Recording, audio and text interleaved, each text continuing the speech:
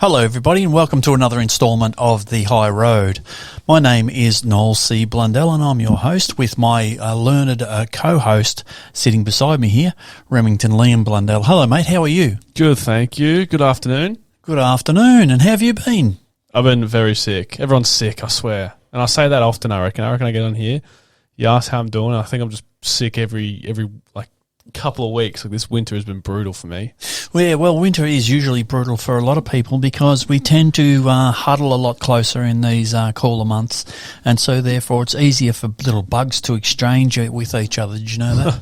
Yeah, definitely. So therefore, if something gets going, some sort of little bacteria or a little bug that wants to live in your nasal passages or down your throat, it can be exchanged from one human to another quite easy because we're huddling together to try and keep warm. Did you know that? Yeah, I never really thought of it that way, but think about it. This is one of the sickest winters I've had, actually. Yeah, okay. Well, you know, colds and flus are rampant this time of year, and particularly if you live in the south like we do. Yeah. The south of Australia, Victoria, and imagine what it'd be like in Tasmania. Oh. Do you reckon they'd have more flu? Oh, yeah, the cold would be scary. Do you reckon they'd huddle closer together? Maybe. I don't know. Anyway, that's something to talk about in the future podcast. I've been fine, mate. I've been really, really good. Very busy with the business and launching the mother and sons course, Empower Your Son, Bring Out His Potential. That's all up and running now. It's due to run on the 8th of August. Awesome. At 7 p.m. So we've had a lot of interest in that. The first course we ran is sold out immediately, actually, and so we've decided to put on another date so no one misses out. So that's available on aimedmen.com, or you can see it advertised on Facebook, Instagram, and Twitter. Awesome. So, keep an eye out for that one. And, if you have any questions about the course, you want to take it a bit further or get something answered, please send me a message on Facebook or one of those social media platforms. I'm happy to answer any questions you come up about the course. So, we're also running an extensive 4-week course, but that's a premium course, and it goes into a lot more depth about the topics we'll be covering in the short course. So have a look and let me know what you think. But that's coming up. That's been keeping us very busy, actually. Yeah, keeping us on our feet. Yeah, nothing too mind-boggling, but just, dotting I's and crossing T's and things like that to get it up and running. But it's running really well, actually, and there's a lot of information that we want to share. So, keep an eye out for that. That's going to be a ripper. Today, we're going to talk about anxiety. So a lot of people suffer anxiety. It's very prevalent. In fact, it has been stated that up to 1 in 4 people, Australians, suffer from some form of anxiety at one time or another.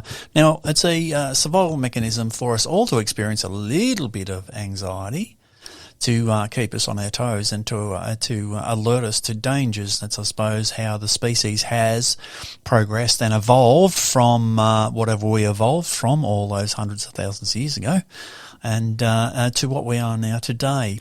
But the dangers that are in our society today don't really warrant a high level of anxiety, although people suffer it as an ailment constantly. So it's a bit of an issue we'd like to speak to today. It's a bit of a weird topic. It's like positive anxiety, negative anxiety, but the positive effects of anxiety is not really as useful or as used, or what am I trying to say here, as relevant as negative forms of anxiety, because we had positive forms of anxiety that was, as you said, based on survival instincts. You get this weird feeling in the air if you're out in nature about you're being watched or a deadly animal might be around. You get anxious, so it was for survival reasons. But we don't have that as much anymore. You're not walking down the street and worrying about a big bear or something, No. Well, especially here in Australia. That's right. Or lions or the spiders and kangaroos that might punch you. And the snakes and the sharks. Yeah. And all the other deadly animals in this country. So you get my point, though. I do. Yeah. I do. Australia has an international reputation of being a fearsome place full of deadly insects and deadly snakes and sharks and things along those lines. And it's normal. I don't find them too bad, actually. No, I've got an agreement with sharks. I won't go in the sea if they don't come in my backyard. Seems to work. Yeah. Well, I don't like it in the ocean anyway. No, it's lovely. It's very refreshing, actually. It is very good, except the deep ocean, that's anxiety-provoking for me. There you go. There's an anxiety for you. Jumping in the big, deep blue sea. Yeah, very good. But, it's normal for us, though. Yeah. Oh, yes, it is. Just the animal stuff, but that's a perfect point, actually. In sex and anxiety, that one goes hand in hand Absolutely. with most people, especially spiders. Especially spiders. Anyway, there's a whole podcast there that's called arachnophobia.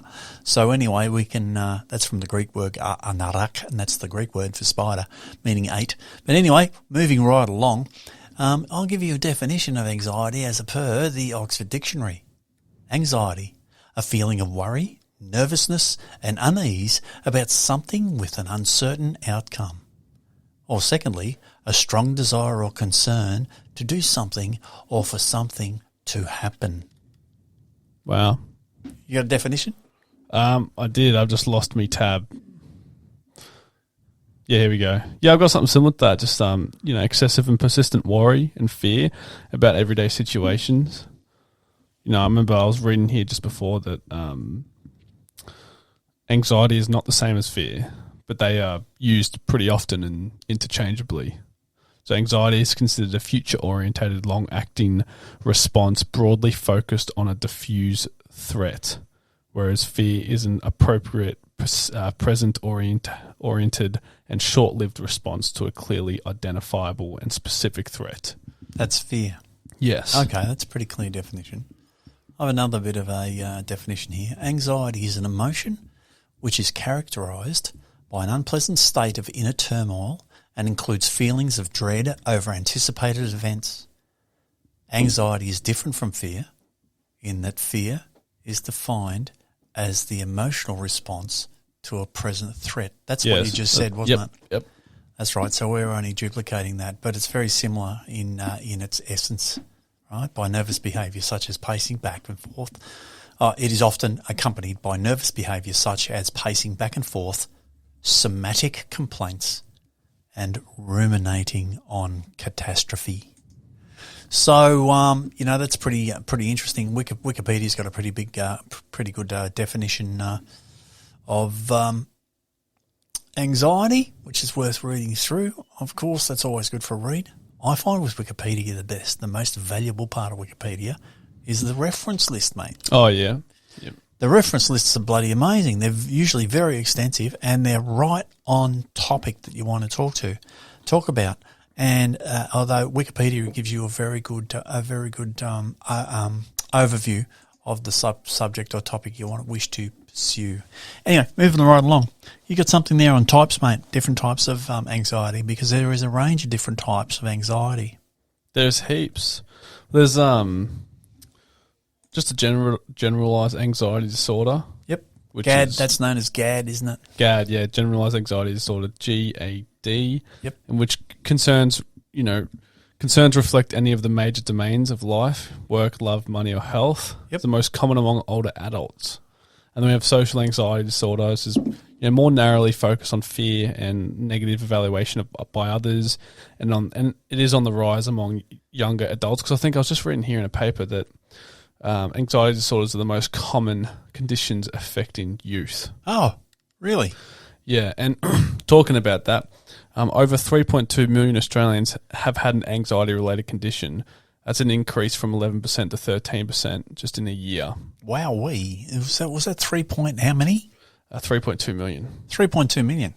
Yeah, I haven't got the gender or age-related differences on that. Well, if you did the mathematics over 28 million people and there's 3.2 million that have suffered some form of anxiety, gee, that would be into the 12%, 13% of Australians. Yeah. That's a big number, isn't it? That is, yeah. That's roughly speaking. I haven't got a calculator on hand, but in a lifetime, it's up to 30% of adults do experience anxiety conditions. That's 1 in 3. Yep. Wow. Okay. Yeah, it's pretty prevalent out there. That is very prevalent. And so therefore, you'd think it'd be a topic that would be spoken to a lot more, don't you think? Yeah. I have there's different heaps of types, the GAD, we've got the panic disorder with or without agoraphobia. Yep. We've got specific phobias, agoraphobia, social anxiety disorder, separation anxiety disorder, and selective mutism. I've never heard of that one. Selective mutism. Just see what that's about then. Mutism, I've probably said that wrong. There's also, they reckon, post-traumatic stress disorder is associated with anxiety, well, of course, and obsessive compulsive disorder are different forms of anxiety disorders as well. So this is this is the parent disease is anxiety disorder. Yep. But to the side of this is selective. I think it's mutism or mutism. I can't really. It is mutism when a child can't speak in certain settings but can speak fine in others. Oh yeah, that's really interesting. Though that might be related to the freeze response. Is that mutism? Yeah. Wow, there you go. That's obviously that's from the old word mute. Yes, inability to speak. I butchered that. Some of these terms are really confusing in psychology, but yeah, selective mutism. Is that right? Yeah. Yep. And I've not heard that word myself. Mute, refrain from speech or temporarily speechless. There you go. So mutism is a form of that. Okay. And I was right. It was actually caused by the freeze response because in anxiety disorders, you get fearful. Your sympathetic nervous system drives the fight or flight response. Yes. And the parasympathetic nervous system drives a freezing response. Yes. So the fear can actually trigger these nervous systems into how you react. You see something, are you going to fight it? Are you going to run away from it? Yes, or are you just going to freeze? Yeah, well, they're the two responses. The fight or flight, freeze or fawn. Three responses. There's three. Fight, flight, and freeze. But there is a fourth one, fawn, which means your body just responds and tries to please someone in front of you to avoid conflict. It's called fawn. That's a really new one. I haven't heard that one, actually. I haven't heard fawn either. That's an interesting word, don't you think? Yeah. Hang on, let's run a define over it and see what happens. Hey? What do you think? Yeah, the fawn response. F-A-W-N, fawn. Yeah, it's when an individual copes with a perceived danger by attempting to appease whoever is causing the danger in order to prevent them from causing harm. It's like someone's going to come hit you, so you just do whatever they say. Wow, that is amazing because I've just run that through the Oxford Dictionary and it has nothing to do with what we were talking about. It's called fawning, the people-pleasing trauma response. Wow, I've never heard of that. I've got fawn here in the Oxford Dictionary as a young deer in its first year. Wow. Go there. And the other one is it's a colour, a light brown colour. And what is the meaning of fawn? Fawn, verb. To give a lot of or exaggerated flattery or affection, referring to, on it goes. Yep. Okay. So anyway, that's not that's interesting. It's sort of the word's not explained clearly, is it? Yeah, so even when you run searches on the definition, it's still not. Yeah, I think it's a relatively new concept. Okay, I think you might be right. It's a psychological reaction that occurs as a response to a perceived harmful event, attack or threat to survival. That is the fight or flight response. Okay. Yeah. No, anyway, back on topic. Never mind. Sorry. We digress as we do so well. So, who does it affect, mate? Who's the most affected? We did touch on that a minute ago. You're saying 3.2 million Australians are touched at one point in their life. Yes. By anxiety. Is there a predominant in age group? You said that youth are affected more than adults. Is that correct? Well, it's one of the most affecting conditions that youth face. But yes, but women suffer twice as likely as men do in anxiety disorders. Which makes sense. Yeah, okay. Especially for young teenagers because women are usually, generally speaking, more neurotic. So they experience negative emotion more, which makes them more anxious. That makes sense. Yes, under the big five personality factors, women do rate higher than men under neuroticism. And also I think it's openness to experience. And agreeableness. Yes. So there's a number of categories under the big five personality factors that women score higher than men on. Men are higher in conscientiousness and disagreeableness. So, you're right. So therefore, that would make sense that potentially there may be issues with anxiety prevalent higher in females than there is in males. Also, females are they're the smaller of the human species. Usually, I'm talking on average here, when we're talking across the entire population group, and they're subject to a little bit more, attacks of violence, particularly when they have children with them or are pregnant. Of course, and so therefore that's where the masculine role comes in to protect the feminine from any danger. So women are under threat all the time. So therefore, yes, that would warrant anxiety, right? And potentially they would experience more experiences of fight and flight type physiological arousal. Would you agree? Yep. Yeah? Yeah. So that makes sense. Go on.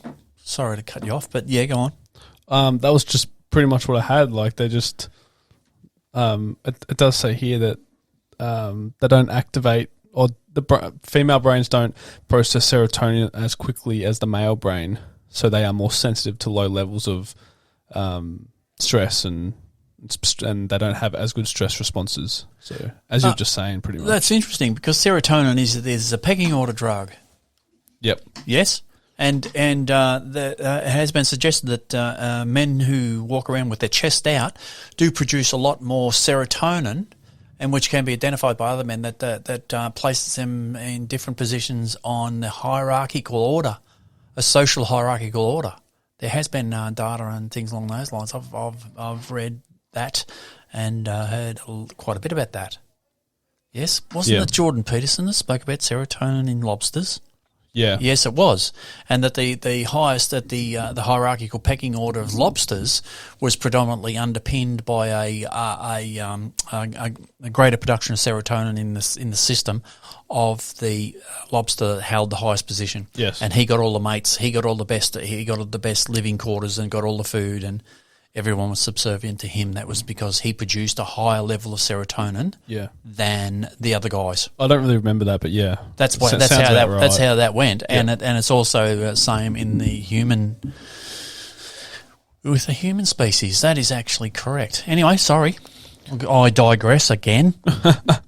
Always useful information. Yeah. But yeah, I think trait neuroticism has a massive influence on anxiety experience in young women, especially if they're teenagers, teenage women are entering a stage of where they're developing their personality further. And so if they are experiencing higher levels of neuroticism as a young teenager, there's almost 100% chance that they're going to be anxious about situations and be uncertain about their surroundings in terms of what other people think and their, comparison of themselves and identity finding. There's almost 100% chance that's going to happen. So I really do see that women suffer from anxiety much more than men do. I tend to agree. And adolescents between the ages of, say, 12 and 13 through to about 18, I'd say, are struggling with identity anyway. So they're not really sure of themselves of where they stand or what they are prepared to commit to.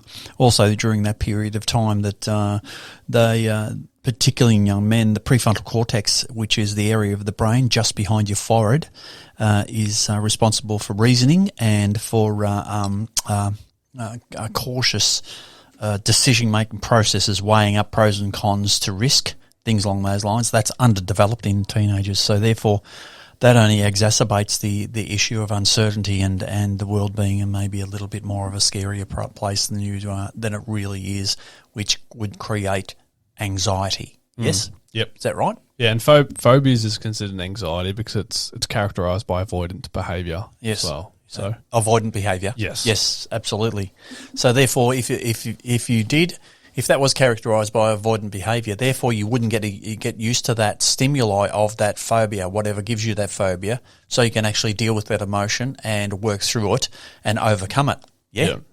Right? So if you just didn't face that phobia, you'd never overcome it. Yeah. And part of cognitive behavioural therapy, which is a standard therapy used by psychologists and psychiatrists to help people work through phobias, wouldn't be the initial steps of that wouldn't be undertaken. The people wouldn't be experienced. CBT, cognitive behavioural therapy, is a therapy that introduces you to the thing that gives you the fear or the anxiety or creates the problem for you. You're exposed to it in small amounts, so you actually build a resistance to the thing you're worried about. That's cognitive behavioural therapy, yeah? I think so. I don't know. Yeah, that's correct. That is correct. That's how it operates. So they introduce it small, little by little by little. Remember we did that instructional video in class where they brought a snake into the lady and she was like terrified, like absolutely terrified. And as they went through that process over a couple of days of continuing to bring the snake in, eventually, and it didn't take very long, the lady could then hold the snake and then walk around and the psychologist could actually step back while she was holding the snake and she'd actually start to master and get over their fears. And Well, that's one of the things how people combat anxiety and phobias is through the systematic desensitization of stages of exposure to the phobia. correct. Yeah, that's exactly right. Which is what I was just going to talk about, actually. And with your brother, one day, I was taking him to school, high school, and so we got ready and we whizzed up to the front door, and I went to grab the front door to open the front door, and on the back of the front door at eye level was a huntsman spider, big grey huntsman spider, big, probably about I'd say probably 6 centimetres across, right, 5, 6, something like that, decent size, female. Anyway, as soon as your brother saw it, because it was at eye level for him, and he's pretty close, he was probably within half a metre, he went, right, and drew a big breath. And he was like really terrified. And I thought, wow, that's amazing. I thought a number of things. One was, where did you get that from? You're developing a bit of a phobia here. That was interesting. So he moved back out of the way. So I quickly whizzed back in the kitchen, grabbed a Chinese takeaway container with a lid, whizzed up and caught her in the container. I caught the spider in the container very carefully, sealed it, and I went back in the kitchen and I put it on the wood box. Remember the bread box I had, the Bendigo Pottery Factory wood box, which we kept our bread in for breakfast, and I put her on top of there. So then we went to school, went a bit of business, but the spider lived there for over 2 weeks. Now, spiders don't need to eat often. They only eat not that regularly. I've done a bit of reading on them. They're quite interesting. Anyway, your brother, he had to come out for breakfast every morning, reach over to the wood box, grab the knob, open up the wood box, grab his bread out, close it again, with about a 5 centimetre huntsman spider sitting in the container on the wood box. Now, I didn't do that for torture. I just did it so the spider was contained, it was managed, but it was there so your brother could get used to it, right?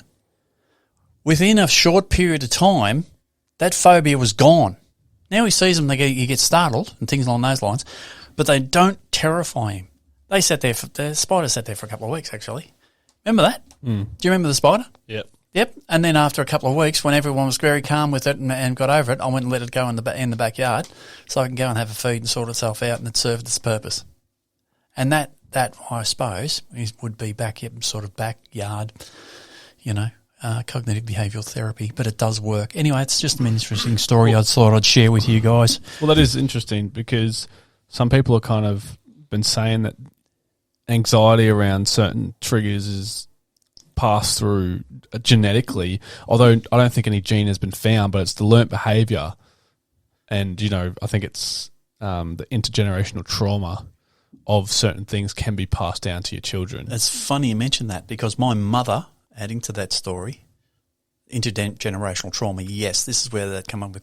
My mother was terrified of spiders. She used to scream and carry on and really terrified. Remember, as a little boy, I had to run in and squash spiders and regularly. Anyway, that probably dealt with my spider phobia. Quick, no, come on. Anyway, run in, stomp on the spider and all that. Could be bloody 10 o'clock at night, really. Anyway, and my grandmother apparently had throughout the family legend that she had the ability to get so scared of them that she one time fainted. Now, my Uncle Max, which was my mum's younger brother, he was absolutely terrified as well. So in terms of intergenerational trauma, I don't know if that was something that was carried over genetically to Reeves, right, your brother, my son, or was the environment. And that was the dilemma I had in my mind at that time because I wasn't really scared of spiders. They didn't worry me because Mum made me jump on them since I was a little kid, and that's what I did. And Reeves didn't have a lot of contact with his grandmother. Well, he did, but she was sort of passed away and gone by the time he was about 4 or 5. So, and so he didn't have a lot of contact with people who were terrified of spiders. So that was interesting because there's always the argument: is it nature or nurture? Is it genetics or is it environment? I think environment's a huge one. I think, of course it is. Absolutely. But I think if, even in high school, in primary school, you're always joking with your friends like, you're scared of spiders, and Yeah. you know, it's just a bit of a thing that kids just go around saying. Yep. You know, they'll say, "I hate spiders." Yep. And so even if it's just everyone hates spiders, it becomes normal. And so a phobia like that would underpin anxiety. Yeah, definitely, because people get really anxious and scared and sweaty palms. And Correct. all that. I'm not a fan of spiders at all. Yeah. I I don't mind them. Funny because I work with a friend actually. When I was a social worker in Melbourne, the western suburbs of Melbourne, quite some time ago, and he was a psychologist actually as well. Shout out to Steve, and he was so terrified of spiders. Listen to this one. That he would open all the doors on the company cars that we used on a Monday morning in case spiders crawled in over the weekend, get his pen and lift up the mats on the floor and put down the sun visors and search the car high and low before he got in it. Yeah, wow. Yeah, wow. You're almost looking for it at that point. Yes, absolutely. So, there you go. Phobias. Phobias and anxiety. All right, sorry. I think they go hand in hand. I think you might be right. And there is ways. I know people who have suffered anxiety on a number of occasions, and sometimes you can get a little bit stuck of how do you speak to people who are suffering from anxiety. Have you looked at that before? On how to talk to people with anxiety. Yes, realistically, I'd like to say it's quite simply.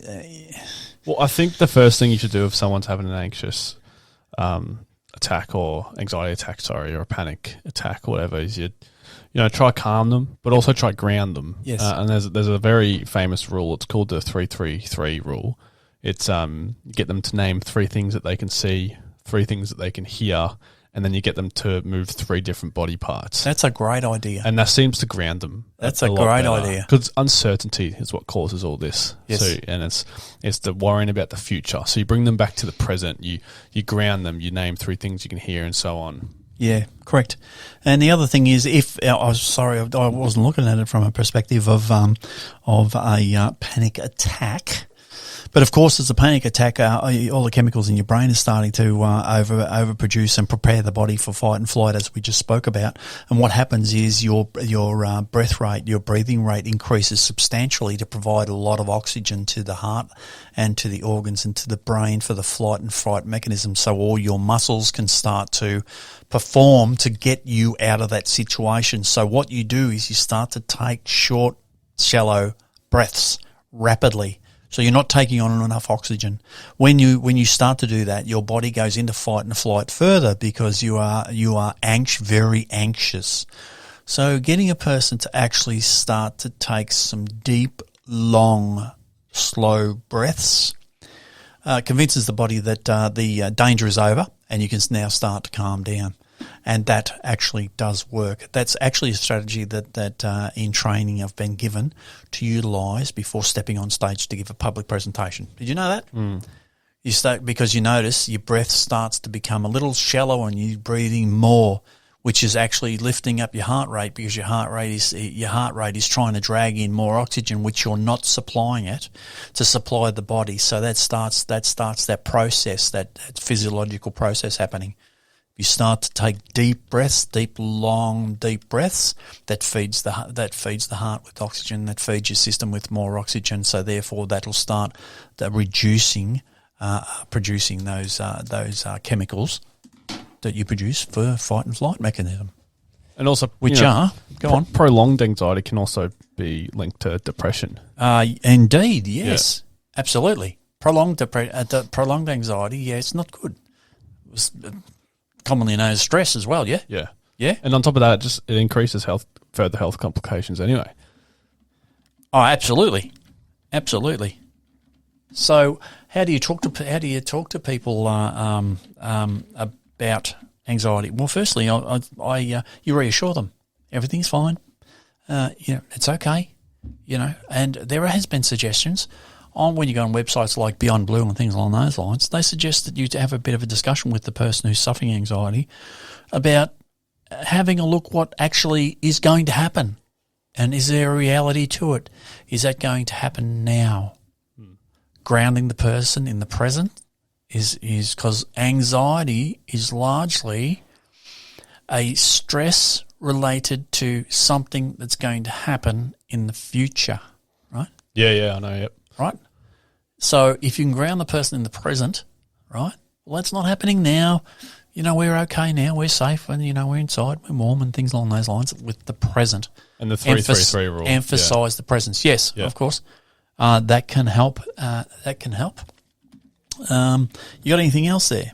Yeah, I was just going to say it's not it's not really something you can fix. You kind of want to attend to the emotional level of the person with anxiety. It's not like, they're worried about something might happen, so you go change that. Like, it's not going to, I'm worried the chandelier is going to fall down, so you go remove the chandelier. Like, I don't think that's the right way to kind of fix it. You got to deal with the emotional levels first. Yes. In the present moment. And that's through just, as you said, making sure they feel heard, understanding, being polite and patient. Don't tell them to calm down. Just help them learn new coping strategies over time. Yes.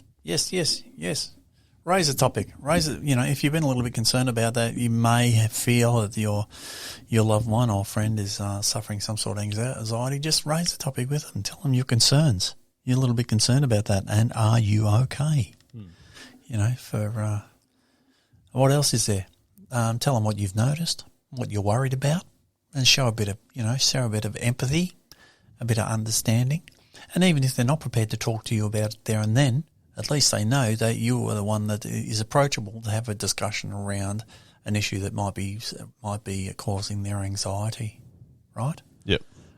Some people might feel really embarrassed and ashamed that they're suffering anxiety and don't want to talk to you. Well, you have to reassure them that it's quite normal, which it is quite normal. We've already spoken about that.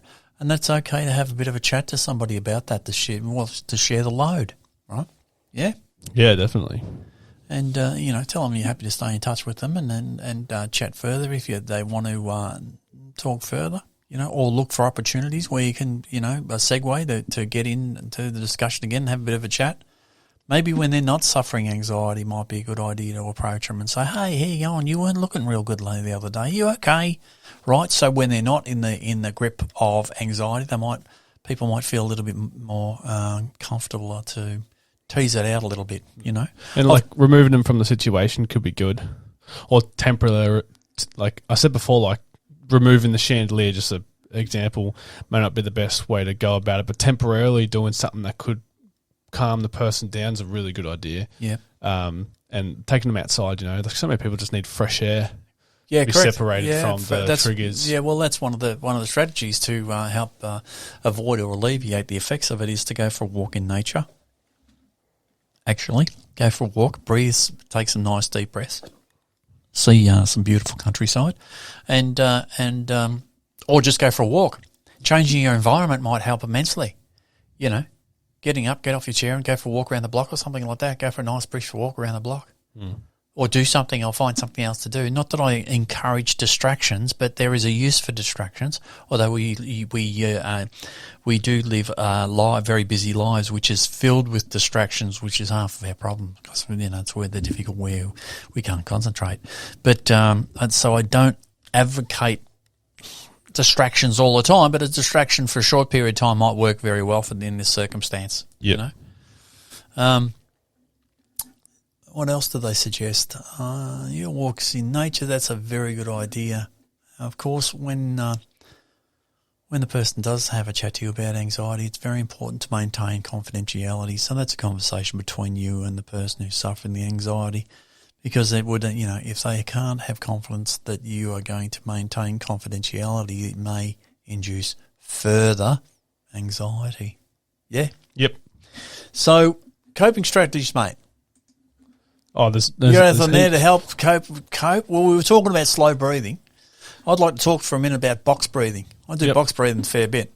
Box breathing is where you breathe in 4 cycles. You breathe in to the count of 4. Some people use their heartbeat. You breathe in to the count of 4. You hold your breath for the count of 4. You exhale for the count of 4. And you hold your breath out for the count of 4. and then you keep on doing that. And on the second or third or fourth cycle, probably the third cycle, when you exhale on the exhale one, you try and relax your neck, shoulders, and have the relaxation travel down your body, which with each cycle you'll find that's a really good strategy to calm yourself with slow breathing and try and stretch out the count of 4 for as long as you can. As I said, a lot of people use their heartbeat. But the relaxation potential of box breathing is very, very good. Very good for helping you go to sleep. Very good for calming stresses and reducing anxiety. Do you ever say anything else? Yeah, there's a couple of immediate things you can do. Like the first one is, if possible, question your thought pattern immediately. If you can do that, you always replace negative thoughts with 2 positive ones. Yep. For example, like, oh, I'm bad, and then you say, I'm good and I love myself, something like that. So trying to replace that thought pattern to challenge your anxiety. You said a really good one, practice breathing, focus and deep breathing. That's really, really good. Exercise is a huge one. Yep. That really helps. It's almost getting to a point where exercise helps you so much in everything. It's and I'm not like I'm putting anything down, but you're really missing out not going and not exercising. Like, it is just a joke, really. And diet too. Yeah. So they go hand in hand, don't they? If you put good fuel in the body and you exercise, you feel fantastic. Yeah. When you're exercising and then you put bad food in your body, you don't feel very well for a while after you've consumed it. It takes you a while to get that through your system. You'll notice that. Because we've eaten so much stuff as children and stuff we love to eat, but doesn't sit very well in your stomach after you've eaten it, we start to learn what those foods are, and they go hand in hand, food and exercise. Sorry to cut you off, but that's what I want to say. Yeah, no, that's right, and I think a lot of people prefer to go down the natural way of dealing with anxiety. Yes. Natural plant oils and all that stuff, which is all fantastic. That really does help. So doing that's a real massive one as well. Of course, if things get a bit too serious, you can always go talk to your doctor and ask about medications and burn essential oils. Yeah, do a daily routine of some mindfulness meditation or breath work. That's a massive absolutely one. That's a beauty. And they have also discovered and started to introduce into the dental industry, music to alleviate dental anxiety. So that's something I suffered when I was younger. A little bit, yes. Well, I think we all suffer that. I suffer that as well. I think I spoke about that today. A bit of music in the background. Just play some quiet, nice music in the background. It will calm you down.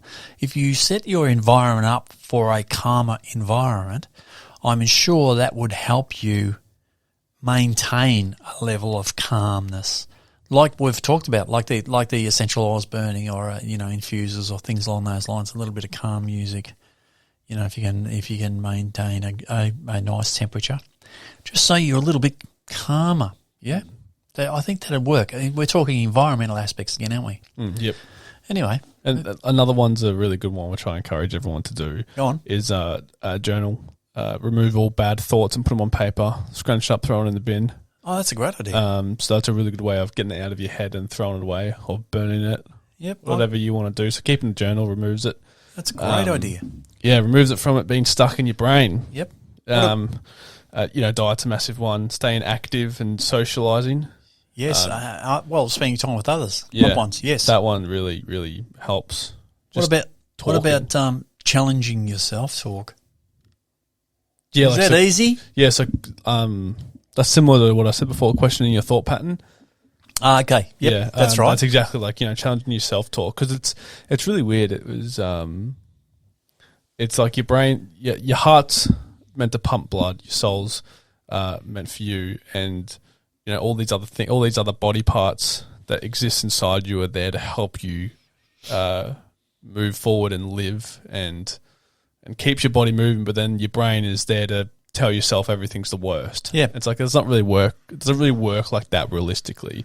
like all your other body parts are keeping you alive and moving, but your brain's trying to make you have the worst experience ever. Yeah, it's funny how that is, isn't it? So challenging your thought pattern is. Yeah, absolutely. Your brain's not there to make you have the worst experience ever. Because you can turn that around to a positive experience, Of course, right? yep. But once you've been ingrained in that negative experience and negative self-talk, you have to really work hard to train yourself to change that mindset to a positive one. It can be done, but you have to be persistent.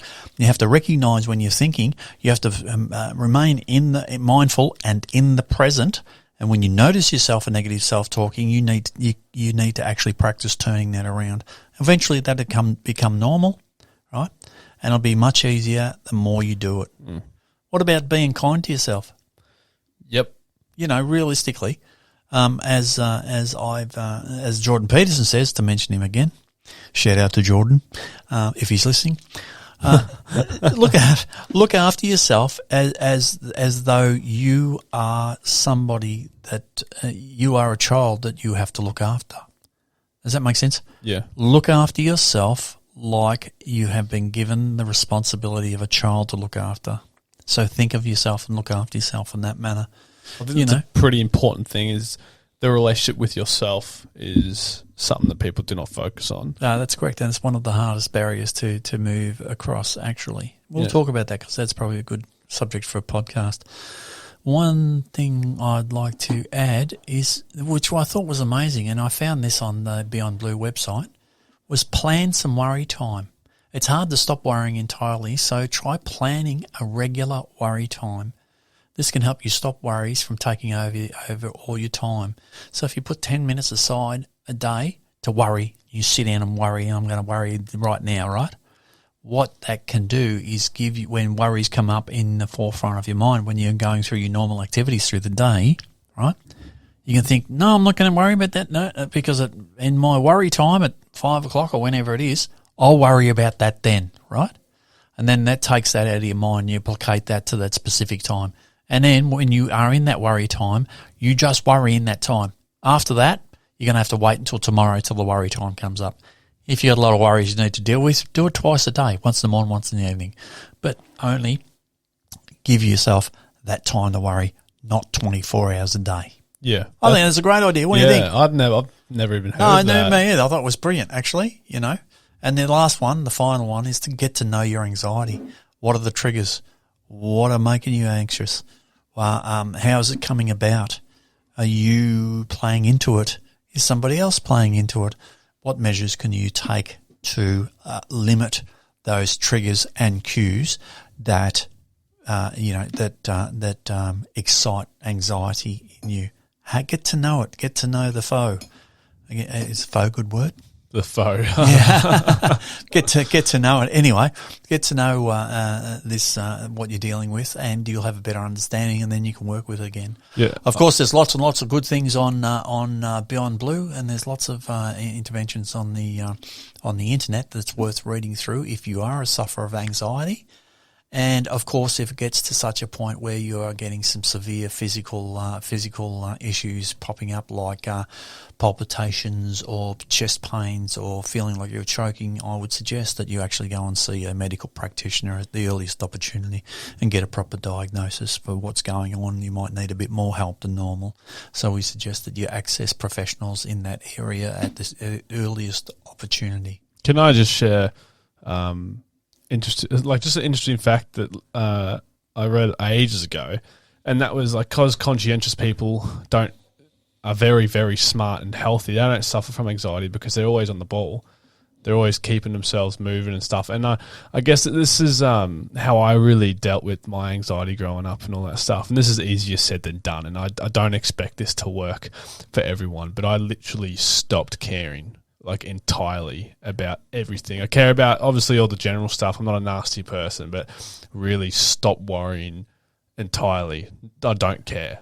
Okay, but go down that road a bit further. But you still cared about things, obviously, like your cat and and about eating and things along those lines. But was that not caring about what other people think, or was that not caring about other people think, not comparing myself to other people? Oh, not caring about it. Okay, and comparison. You weren't caring about Okay, no worries. I'm with you. And also, for example, I was just driving a car for the first time is a perfect one, or driving in the city is a perfect example. It's you're anxious about what other drivers are going to think. You're indicating, you're cutting them off, all this other stuff. I literally sat there and said, I do not care. It's like, I'm trying my best. So you accepted the consequences of your actions, and you weren't going to get anxious about possibly trying to work out what the future held for you. No, because I don't do that. It's like if I have to drive in the city, I'm thinking, where am I going to park? I'm like, well, I'll figure that out when I get there. Right, you know, that's the first thing I do. I don't worry about that stuff. Instead of worrying about all the way down there where you're going to park, and then therefore you're a ball of anxiety when you arrive. That's a very good one. It's nice to obviously plan. It's good if you know you're going to park somewhere. Yep. You get anxious about parking because it's going to cost. It's squishy parking. A lot of people. Because there was some, and this is why I think this way. It's because I'm not a bad person. Yep. I'm not purposely trying to cut anyone off and not indicate. That's not purposely trying to be malicious or annoy other drivers. I'm trying my best here. Yes. So that's why I do not care about like what they think. Is like if I'm not being an idiot on purpose, then. Why should I care? That's some good advice, because you're not worried about the consequences to your actions. Well, you are, but you're not going to get bent out of shape about your parking, or you've been out of shape about whether you upset someone because you've indicated tick 3 times instead of 4, and that happens in Melbourne. But that's probably and that then encourages you to take steps into the unknown.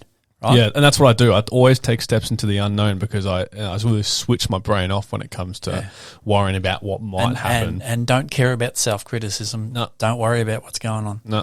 That's really good. That's some good advice. Obviously I still get challenged and get a little bit worried about other things, but that's what really pushed me forward is I deal with things in a bit of a humorous way and not care. It's always good to laugh, mate. Yeah, well, that's right, and that's just what I want to say. I deal with, it's very serious driving in the city, but I have a laugh about it, and that helps me deal with it. Anyway, I just want to share that and that's fantastic. How I get over and again, feelings. The more you do it, the better you get at it. Yep, of course. That goes right across the board. Yeah, with issues of anxiety. Yeah. Is there anything else you'd like to say before we finish up there, mate? Oh no, just after a while you practice. I guess like not caring and not paying that much attention to things. If you can, you kind of become detached from thinking that way entirely. You get further and further away from it. So that's just about worrying about the consequences. Yeah. Yes. So now I don't worry. I just think, I'll cross that bridge and I'll get to it. Yep, that's a good idea because you can't work it out because there's an infinite amount of possibilities out there. Right? Yeah. So you sit there and concern yourself about working out the next 4 hours or drive. Let's use the example of driving to Melbourne. I'm going to work out every step of the way. Well, that's a lot of information to carry, realistically at the end of the day. And it's so uncertain because there's infinite amount of possibilities between here and you getting to your destination. So you have to learn how to manage that. And you have to trust in your ability to be able to do that and not burdening yourself up with stress and anxiety is a very good start. Yeah, and I just, as well, like you do notice you become detached over time, but you also kind of become free of being chained by your thought patterns, your negative thought patterns. You're not chained, or arms aren't tied behind your back in a way in terms of what you think. You're free, and people are almost intimidated by that, I'd say. Because why don't you worry? Why don't you feel anxious? But that's a whole different topic. That's another podcast. Anyway. The addiction to your addiction. Yeah, and I've been told people think it's why don't you worry? That's a bit intimidating. There you go. Yeah. That's again, some people do get addicted to that yeah. frame of mind and feel lost without that. That's part of their identity. That's a whole nother podcast. Anyway, never mind. All right, look, let us know what you think. Get on to aimedmen.com and send us a message, or you can send us a DM or a message on Facebook on Amen, Aimed Motivational Empowerment Network, or Noel C. Blundell. Let us know what you think, and we'll have a chat or answer any questions you want about anxiety, or if you have a strategy that you think would be really, really good. We can be reached on those platforms. And thank you for spending the time with us today. Thank you, Rem. Thank you very much. And we'll see you all soon in our next instalment of The High Road. Bye-bye. Ta-da.